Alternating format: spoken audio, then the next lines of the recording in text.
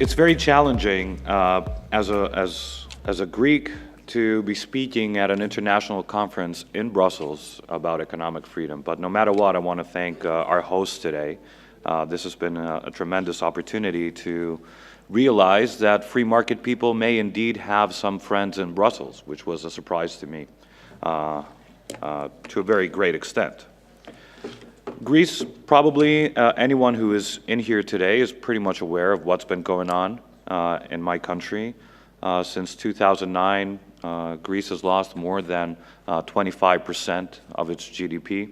My Georgian friends pointed out that it's not the biggest peacetime loss. The former Soviet countries outperformed us in that perspective, but it's definitely a new situation for an OECD country, a Eurozone country, perhaps even a NATO member that Greece is. So discussing about the Economic Freedom of the World report by the Fraser Index is a tremendous opportunity to put some things into perspective. And before I show a few slides that demonstrate the situation in Greece, I will venture a guess, and I have Fred McMahon here to correct me if I'm wrong.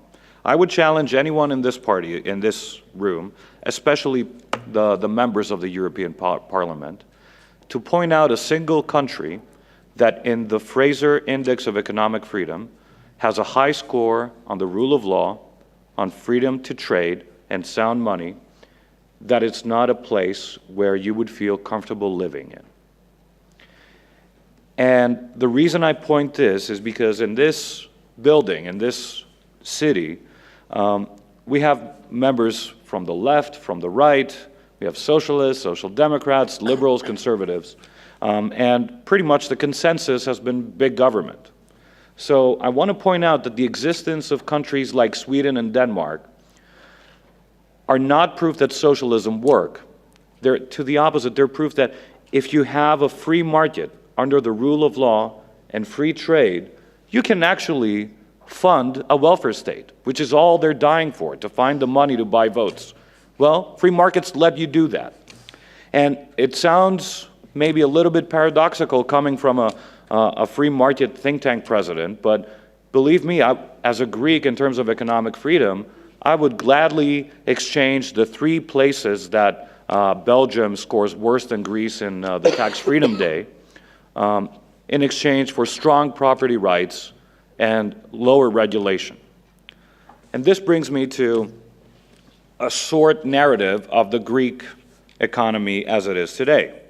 So based on the 2017 report of the Fraser Index, Greece is the 116th freest economy in the world, which would bring us around the top 30 most unfree economies in the world, or 50, I don't remember the exact number of countries in the report. The Greek ranking is the worst among EU members. It is the worst in Southeast Europe. From the report of 2016, which had 2014 data, Greece fell 27 places due to the capital controls that were imposed by the radical left, conspiracy theory, right government coalition that we have. And we are among the 5 worst countries with the greatest decline since last year. Those other countries were Venezuela, Argentina, Bolivia, and Iceland. Iceland? Yes. Now, another sad thing for us, but good for our neighbors, is that 4 out of the 5 countries that increased their economic freedom score from 2016 to 2017 are our neighbors. Now, this is extremely good news for them. It's extremely bad news for us because we compete with them. Some of them are even EU members, Bulgaria and Cyprus, for example.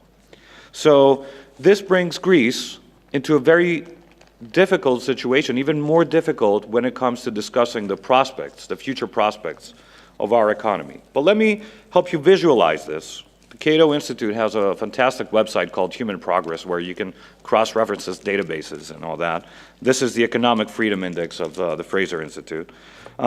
If you can't see because the lines are thin, the black line is Greece, and it's usually the last one when it comes to 2015. Now, I've chosen 3 other countries to compare and the European Union average. The 3 countries I compare Greece to are Cyprus, Ireland, and Portugal. And these are the other three countries that entered some form of a bailout agreement with the same institutions that Greece did. And there's a reason for it. If you look, and we can browse through while I'm talking the remaining four charts, it is very telling that Greece, with the exception of the legal structure and security of property rights, where it's virtually tied with Cyprus, has the worst ranking in every other measurement, if you look on the 2015 data.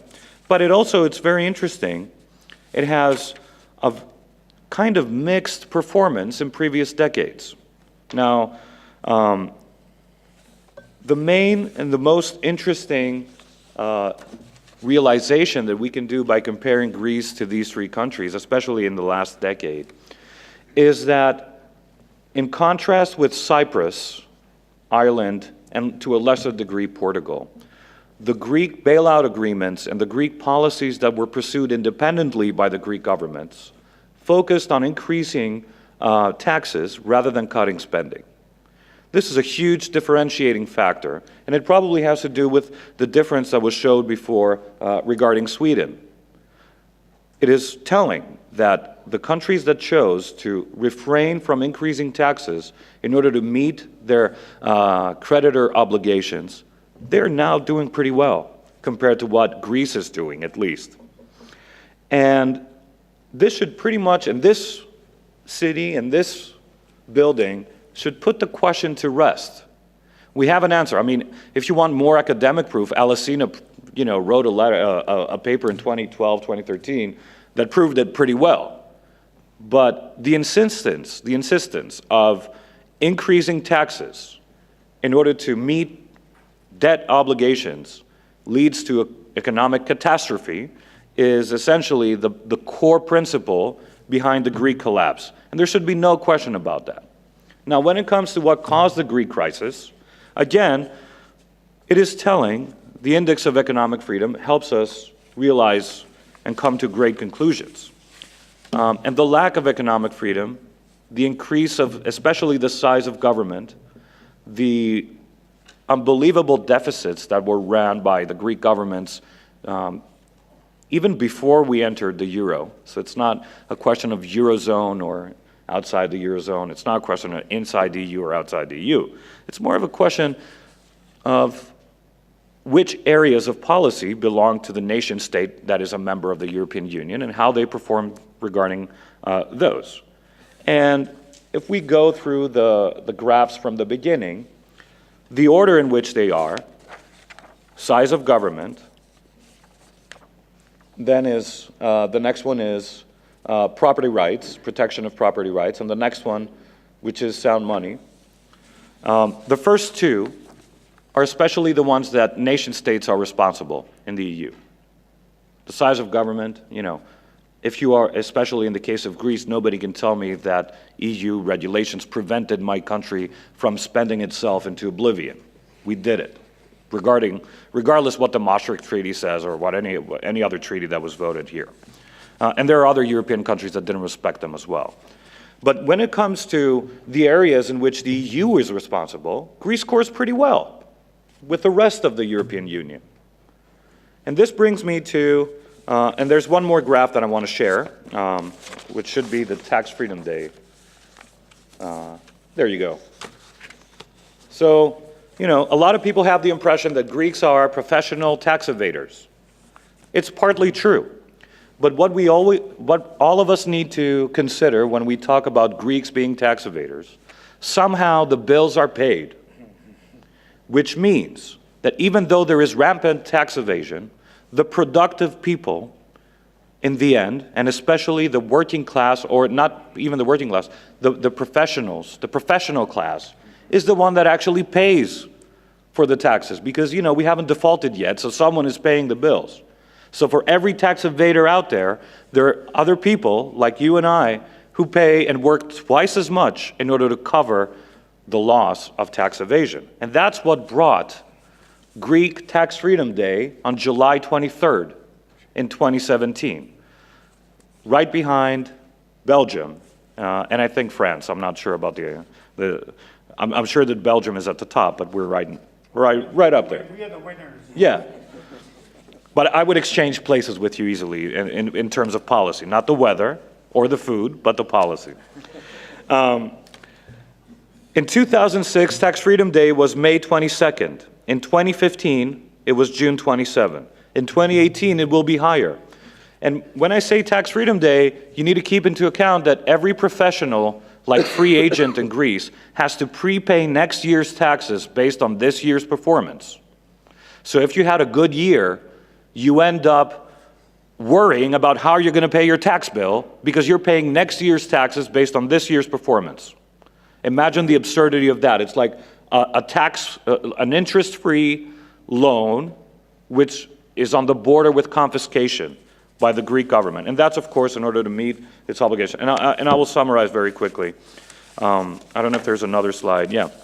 Now, regarding the future, here I am. I stand proudly with you to say that we've probably learned our lesson, and the next slide is going to tell a little more about that. Milton Friedman was right. Milton Friedman said that if we keep the ideas alive, eventually what seems politically impossible today will become politically inevitable. And I believe that we might be on the verge of something like that in Greece. There are some important findings from surveys. I can't find my printout here, so I can't see them, but I'll try to guess them. No. So, regarding the EU, and after all this crisis, this year was the first year where people stopped being so Eurosceptic in the past, and because I think I showed the positive effect on economic freedom that the EU had on Greece, I view that and I count it as a positive. But more importantly, there's a newly and growing libertarian movement. I like to use the word liberal in Europe because people understand, but I wouldn't use it in the US though, because it means something different. Liberals are increasing in numbers. 19% of Greeks now self-identify as liberals. And the crazy part is that there's even an 8% that identifies with neoliberal, which is a cuss word across Europe. Like, if you want to discredit someone, you call them a neoliberal. But now there's 8% of Greeks that self-identify as neoliberals. That's a reaction to the absurd taxation and statism that bankrupted my country. Even more than that, 92% of Greeks blame their government and corruption. It didn't used to be like that. A few years back in the same question, in the same survey, there was a 20 or 30% fewer people who would answer that way. The same goes with government intervention. 62% think the government is intervening too much in the Greek economy. And 64% want lower taxes, even if that means fewer handouts. So to me, and this is the last slide, this brings us in front of a huge opportunity for Greece. The solution will not be given to us by the IMF or the European Central Bank or the European Parliament or any other authority in the world. Greeks will have to decide for themselves that they want a better functioning economy that can only be achieved, as the data unequivocally shows, through free markets, or even a little more free market would be tremendously helpful at this point. And it is the role of politicians, of think tanks, even of members of the European Parliament to stand behind this growing movement of liberty-loving people that I have the pleasure of informing you of its existence today. So I guess this sums it up for me. Thank you very much.